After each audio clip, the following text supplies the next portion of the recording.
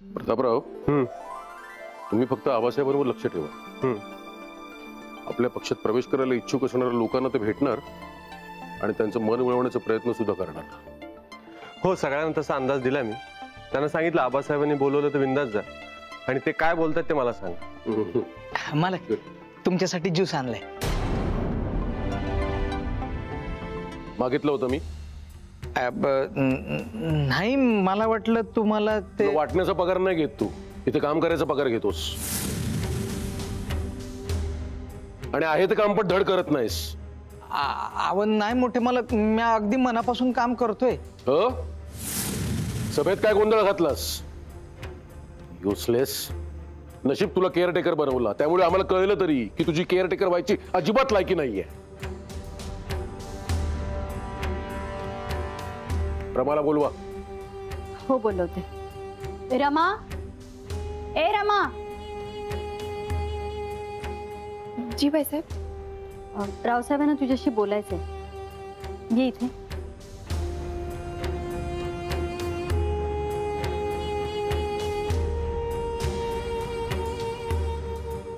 रमा, या घरात सगळ्यांना समान हक्क मिळायला हवा असं मला वाटतं. अरे तुझ्यापेक्षा वयाने मोठा, तुझ्या आधीपासून इकडे काम करतो आणि तू आत्ता नवीन नवीन आलीस आणि कानामागून येऊन तिखट झालीस असं हरीला वाटायला नको, म्हणून त्याला मी केअरटेकर बनवलं. नशीब त्यालाच कळलं की केअरटेकर बनायची त्याची लायकी नाहीये.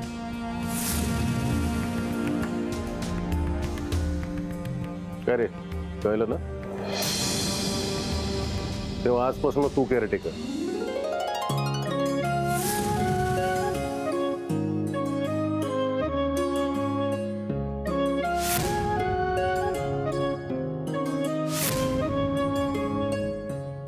आता हिचं सगळं तू ऐकायचंस. मोबाईल दे तिला.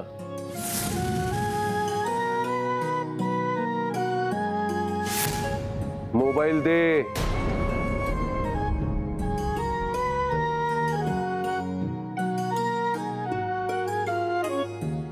घे.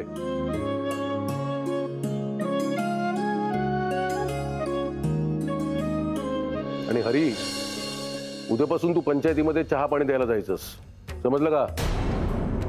तिकडे काय गोंधळ घालू नकोस, नाहीतर. चला, येतो आम्ही. अहो, उद्या घटस्थापन आहे, नवरात्र सुरू होत आहे. तुम्ही जरा थांबला असतात तर. यावर्षी नाही जमणार मला. यावर्षी प्रतापरावांच्या हातून पूजा करून घ्या. ठीक आहे.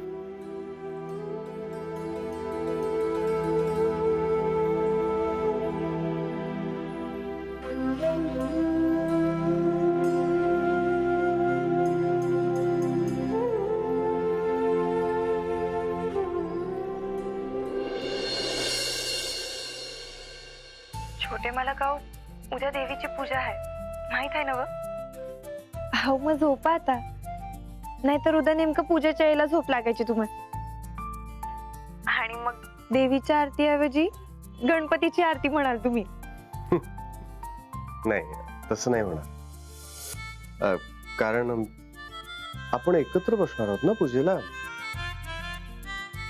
काय? हो, मी आईला तसं बोललोय. अहो, पर छोटे मला बाईसाहेबांना विचारण्याआधी एकदा मला तरी विचारायचं ना.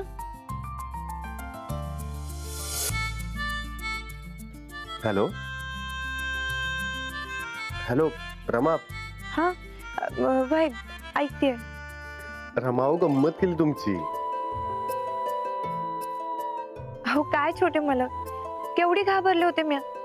बापरे, आता अवघड होणार आहे. काय काय अवघड होणार आहे?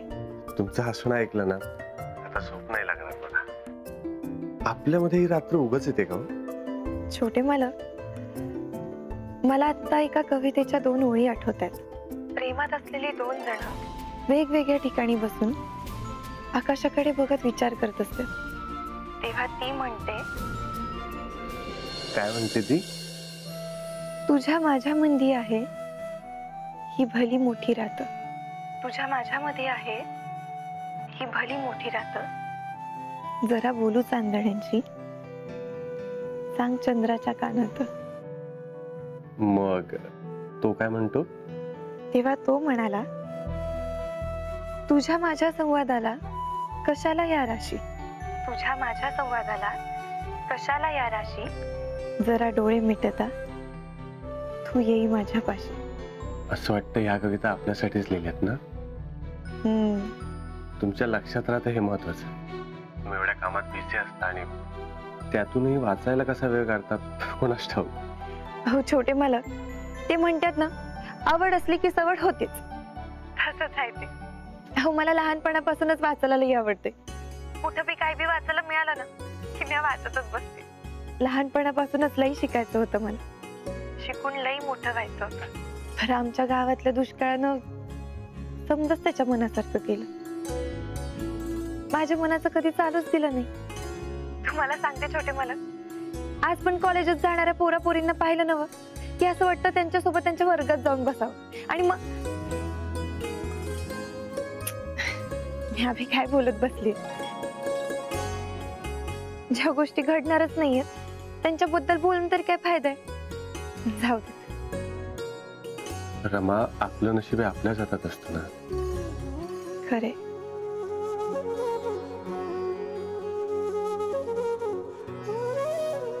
छोटे मालक, हो काय झालं, तुम्ही एकदमच शांत झालात. काय नाही, तुम्ही झोपा, खूप उशीर झालाय. आपण उद्या भेटूया पूजेला. ठीक आहे, गुड नाईट. बाय.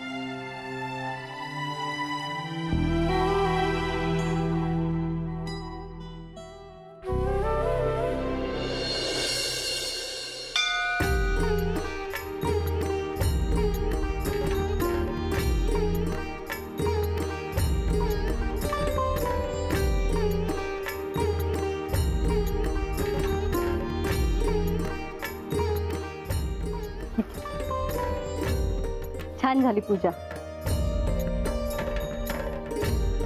आशीर्वाद असू दे. आम्ही आशीर्वाद देणारे कोण बाईसाहेब? आईची कृपादृष्टी आहे तुमच्यावर. प्रताप, हे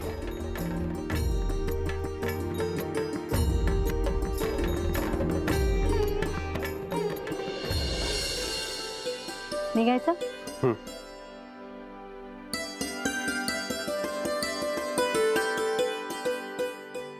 बाईसाहेब, मी येते थोड्या वेळात. ठीक आहे, चला.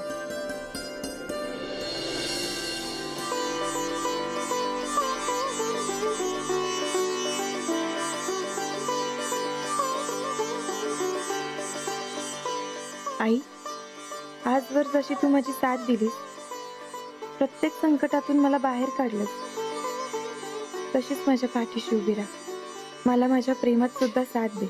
आमच्या प्रेमाला तुझ्या आशीर्वादाची फार गरज आहे देवी. लक्ष असू दे.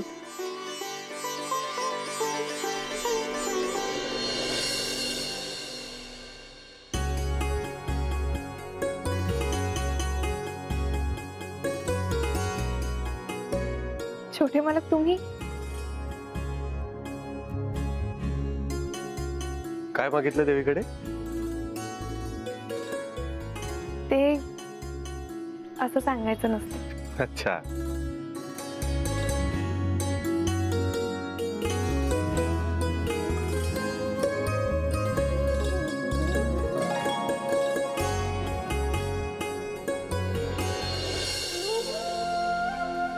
तेजू, हे घे. तेजू, लॅपटॉप कुठे पळून जात नाहीये. एखादं काम करायला घेतलं ना की तिला दुसरं काही सुचत नाही. आणि कधीतरी आमच्यासोबत देवीच्या मंदिरात पण येत जा, देवीला बरं वाटेल. अरे काय चाललंय तुमचं? एवढं कॉन्सन्ट्रेशन करून मी बातमी वाचतेय, तुम्ही उगाच डिस्टर्ब करताय. कसली बातमी वाचतेस? अरे एका गरीब रिक्षावाल्याची मुलगी IAS ऑफिसर झाली, तिचीच बातमी वाचते. म्हणजे देवाची साथ असते, पण स्वतःच्या जिद्दीने माणूस काही करू शकतो याचं उत्तम उदाहरण म्हणजे मुलगी. अरे तिच्याकडे पुस्तकं विकत घ्यायलाही पैसे नव्हते. मैत्रिणींची पुस्तकं वाचून तिने अभ्यास केला. त्यात आई नसल्यामुळे घरचं पण तिनेच बघितलं सगळं. म्हणजे दादा, माणसाने आयुष्यात काही ठरवलं ना तर तो काही करू शकतो. व्हेरी इन्स्पायरिंग यार. हे असं जमलं पाहिजे. परिस्थिती नाही म्हणून काय बी अडून राहत नाही. पर हे असं मला जमल का कधी? मी का नाही केला असा विचार? चला, मला पंचायतच्या ऑफिसला जायचं. ओके, येतो. अरे ब्रेकफास्ट करून जा. आई, आधीच मला उशीर झालाय, लोक वाट बघत बसले. बरं ठीक आहे, निदान पाणी तरी पिऊन जा. हो, घेतो. आलो चेंज. हा पण ना, ह्याला सुद्धा कामासमोर काहीही भान राहत नाही.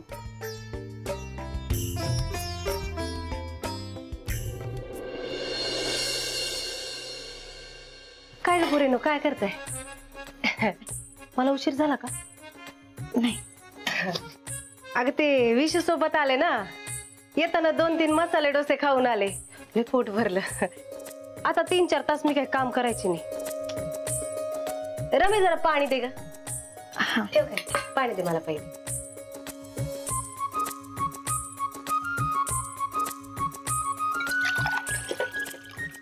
रमे, तुला एक सांगायचं होतं. कसं आहे, रावसाहेब ना त्यांचा निर्णय सहजासहजी बदलत नाही. पर तुझं काम बघून लय खुश झाले आणि त्यांनी त्यांचा निर्णय बदलला. अगं तसं नाहीये ते हारी भाऊ आहे ना, काम करताना लय येडेपणा करायचे. त्यात काय रमाचा विशेष काम नाहीये. तुला सांगते मंजू, रमाच्या जागी मी असते ना तर हरिभाऊंना केअरटेकर म्हणून ठेवलंच नसतं रावसाहेबांनी. अगं रमाला आधी कामावर ठेवलं होतं ना त्यांनी, हा, परत कामावरून काढून टाकलं. म्हणजे ही तिची नाचक्कीच झाली ना. तुम्ही तुझं बरोबर आहे ग. रमा या घरात काम करते ना, हे चुकतच आहे तिचं.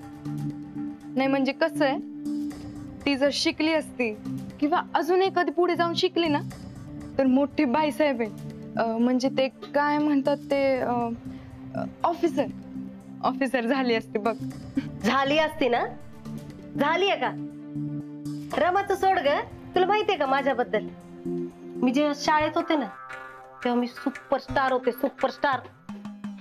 मी जेव्हा शाळेत जायचे ना त्या शिक्षकांना मला कुठं ठेवून कुठं नाही असं व्हायचं बघ. म्हणजे हे मात्र खरंय बर का.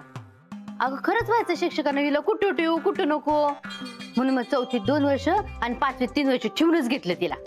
नुसतं धक्क्यावर धक्के धक्क्यावर धक्केच खात राहिली. शेवटी अगं शाळेतल्या शिक्षकांनी बोलवून घेतलं आम्हाला, हात जोडल्याने सांगितलं हिचा दाखला काढून घ्या. जबरदस्ती केली आमच्या दाखला काढून घेण्यासाठी. माहितीये ना काय सुपरस्टार आहे ती, चांगलंच ठाऊक आहे आम्हाला. त्याच्यासाठी ना अभ्यास करायला वह्या पुस्तकं लागतात. होते का माझं? सनकन दिन केलं तुला. दरवर्षी नवीन वह्या पुस्तकं आणून देत होतो तुला. त्याच्याकडे तर कधी ढुंकून बघितलं नाहीस तू. शेजारची संगीत ती वह्या पुस्तकं घेऊन जायची, तिनं अभ्यास केला ती गेली पुढे, हे बसली तिथंच अजून. बरं मामी, मी छोट्या मालकांना डबा देऊन येते. अगं तू कशाला जाते? देख हिच्याकडे नुसतीच बसून हात पाय तर हलवेल त्या निमित्ताने. दे हिच्याकडे. मी नाही जाणार. आता एवढी चालत आले मी, दमली मी आता. ए रमे, तूच जाय ग, मी नाही जाणार. होय. सर, माझी कन्या भाग्यवान ही योजना तुम्ही इथे आणलीत आणि त्यामुळे इथल्या मुलींना पुढे शिक्षण घेतात. प्रताप दादा, ही योजना पहिल्या टप्प्यात तुमच्यासारखेच अजून 30 गावांमध्ये, पण ही योजना तुम्ही खूप चांगल्या पद्धतीने राबवली. Thank you sir. यापुढेही अशा काही योजना असतील तर नक्की सांगा. कारण इथल्या मुलींनी शिकावं आणि त्यांनी चांगलं करिअर घडवावं अशी सगळ्यांचीच इच्छा आहे. अहो आहे की एक योजना. कुठली? त्याच्यात आम्ही महिलांना आमच्या प्रकल्पामध्ये सामील करून घेतो. त्यांना बेसिक ट्रेनिंग देतो, रोजगाराची हमी आणि पगार खूप चांगला आहे. एका अर्थी महिलांसाठी ही सुवर्ण संधीच आहे. नाही म्हणजे रोजगाराची हमी कशी काय? सरकारी नोकऱ्यांमध्ये बरीच पदं भरायची आहेत, त्यासाठी ही योजना आहे. महिलांना त्यात मोठ्या प्रमाणावर प्राधान्य देण्यात येणार आहे. ठीक आहे, ज्या महिला इच्छुक आहेत त्यांची एक यादी बनवतो आणि ती तुम्हाला देतो. द्या, नक्की द्या. पण त्यात एक अट आहे, त्या महिला कोणत्याही शाखेच्या पदवीधर असाव्यात. तिथं पदवीधर महिलांची गरज आहे ना. अच्छा ठीक आहे, मग पदवीधर महिलांची यादी तुम्हाला देतो. ठीक आहे, येतो मी. See you soon. थँक्यू. दामो सोडून ये.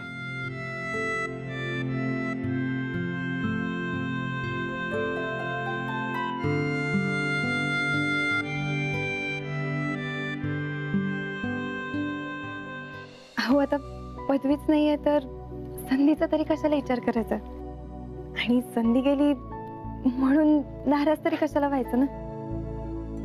बरं छोटे मालक, तुम्ही जेवण करून घ्या. सकाळपासून काही खाल्लं नाहीये ना तुम्ही? मी जेवण नंतर, दामू आहे ना त्यामुळे. मग दामू दादा काही नाही म्हणणार आहेत होय जेवायला? तुम्ही खायला सुरुवात करा, मी त्यांना बी बोलून आणते. तुम्ही काळजी नका करू, मी जेवेन नंतर. बरं ठीक आहे, पण नक्की खाल ना? आता देवीची शपथ घेऊ का? नाही नाही ठीक आहे, मी येते.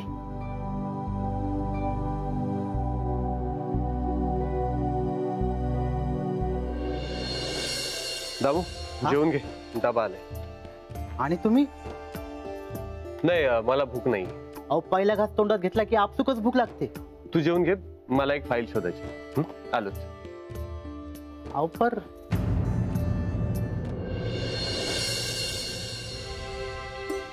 मामी आल्या का साळकाय माळकाया? अगं मी जरा जरा पुढे आले ते. जरा जरा तू तर फरा आलीस. बर मामी, असं यायला काय झालं होतं? तब्येत तर बरी आहे ना? अगं मला काय दाढ भरली? मी ना वाड्यावर जरा लवकरच निघाले होते. देवाशी दिवा लावला नाही तो मनानं कसं तरी वाटत राहतं. अगं बरोबर आहे. तुम्हाला सगळ्यांना एक आनंदाची बातमी सांगायची. काय झालं माहितीये का? आपण इथं दिवे लावायच्या गोष्टी करतोय आणि चिंगीनं तिकडं शाळेत मार्कांची दिवाळी केली. अगं बाई, चिंगीचा फोन आला होता का तुला? हा. काय म्हणत होती ती? काहीतरी गणिताची परीक्षा होती तर अख्ख्या शाळेत तिचा पहिला नंबर आलाय. अरे बापरे, खरं? हा. बा तुला डोळे आहेत बाबा. एवढं मन लावून पोरगी शिकतीये. चला घरात एक तरी माणूस शिकणार आहे म्हणायचं. मामी तुला सांगते, चिंगी माझी सर्व स्वप्न पूर्ण करणार. मी नाही शिकू शकले, पण आपली चिंगीलाही शिकणार.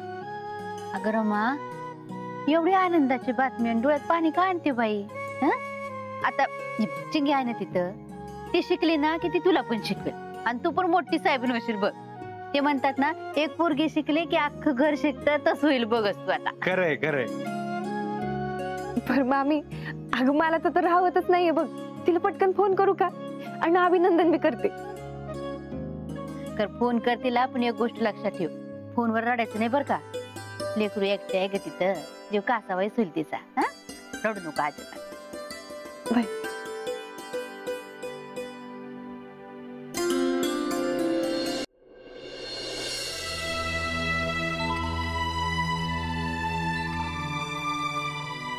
आपण डायल केलेला नंबर सध्या व्यस्त आहे. कृपया थोड्या वेळानंतर पुन्हा प्रयत्न करा. हे बघ, तुला आधीच सांगते, अभ्यासाच्या नादात ना तब्येतीकडे दुर्लक्ष नको व्हायला.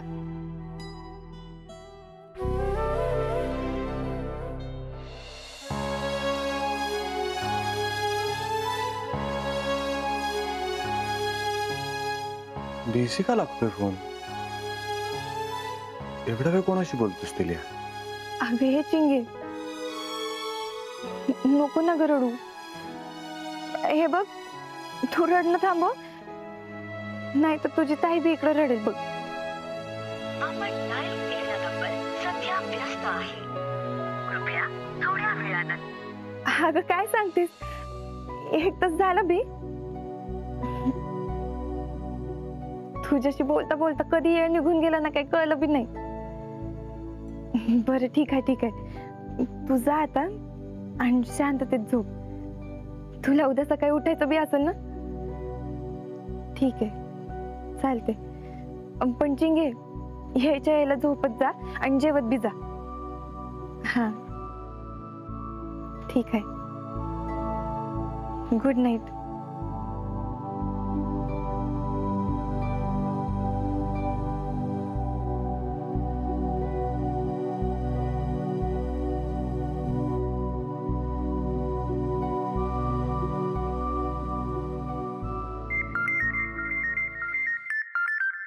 छोट्या मालकांचा फोन.